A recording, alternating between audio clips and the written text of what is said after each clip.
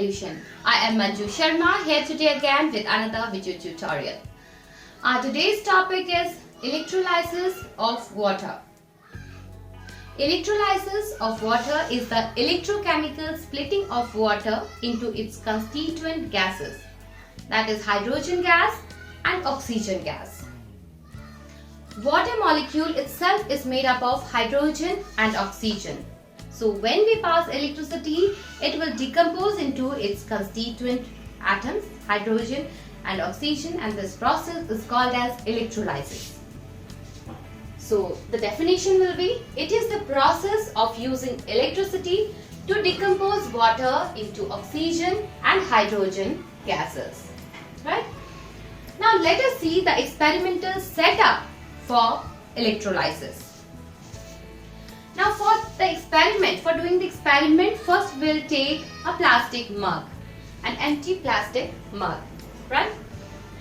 Then we will drill two holes at the bottom of this mug. You can see here at the bottom of the mug we are going to drill two holes at the same surface, right?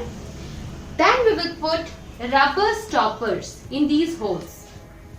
Now the function of the rubber stoppers is to prevent the leakage of water, because in this experiment now after onwards we are going to put some water, we are going to pour some water in this mug. So to prevent the leakage of water we are going to put the rubber stoppers. Then we will put graphite rods in the rubber stoppers, right? We are going to insert two graphite rods. Now graphite rods will function as electrodes to conduct the electricity, and we know graphite is a good conductor of electricity. That is why we are going to insert two graphite rods in these rubber stoppers. Then we will connect one of the graphite rod to the positive charge and another one to the negative charge. There will also be a switch, right? And connect them both to a battery. A 6-volt battery will serve the purpose for electrolysis. Okay. Then we'll fill the mug with water. Be sure that the level of water should be at least above the electrodes. The electrode should be completely dipped in the water. Okay. So while pouring water, you should be very careful that the electrodes should be, both the electrodes should be of same level and both should be dipped inside the water. Clear? We'll also put some electrolyte solution, right? Like dilute sulfuric acid. Okay? Because it will help to conduct electricity. We know pure water does not conduct electricity.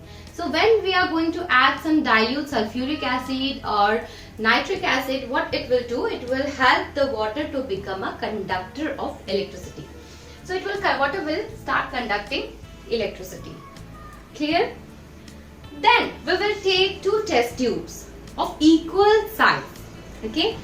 Pour them with water. Means fill both the test tubes with water, full of water, and then put them in an inverted position. One inside this graphite rod. That means outside this graphite rod, so that the graphite rod should be inside the test tube, and this same arrangement will be done for the another graphite rod. Okay, both the test tube filled equal with water should be done upside down, and then these rods should be inserted inside the water present in the test tube or inside the test tube. Correct? Then we will switch it on and leave this setup for at least 15 to 30 minutes. Now after that time, what we are going to observe is, you see here, one test tube which has cathode or negatively charged electrode inside it, it displaces more amount of water than the test tube which has positively charged electrode anode inside it. Okay, here less amount of water is displaced, here more amount of water is displaced, and this portion from where the water is displaced, it is filled up with gas. Now you can see in the cathode, this one where more amount of gas is present, that is hydrogen gas, it is approximately double the amount which is present in the anode, and this gas is the oxygen gas. I think it is clear. Okay. When we leave this experiment for some time, after some time when we observe, we see some amount of water inside the test tube is displaced above both these electrodes, and the amount of water which is displaced above the cathode is double the amount of water which is displaced in the anode, because cathode, it is negatively charged, and hydrogen gas will be formed here and oxygen gas will be formed here. So let us see the overall reaction. Okay. So what happens at cathode? Reduction reaction occurs in the cathode. The hydrogen ions, they will take 2 electrons, as it is already negatively charged, so it has electrons, so it will get reduced to hydrogen gas. So it is reduction reaction at the cathode. And anode, oxidation reaction takes place at the anode, so that water is split into oxygen gas, so it is oxidation reaction, plus hydrogen ion is formed and some amount of electron is also formed. So these are the reactions particularly which take place at the cathode and at the anode. Correct?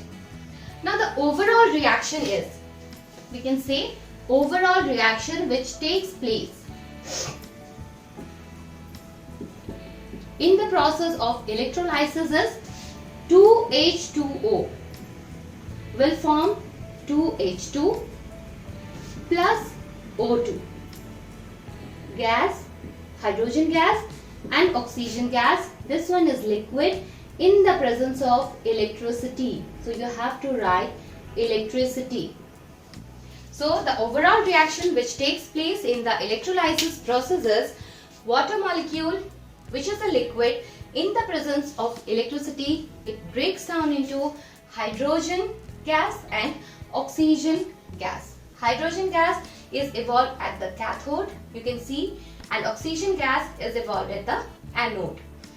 And the amount of hydrogen gas formed is double the amount of oxygen gas, because the formula for water is H2O. So for each molecule of water, there are 2 hydrogen atoms and 1 oxygen atom.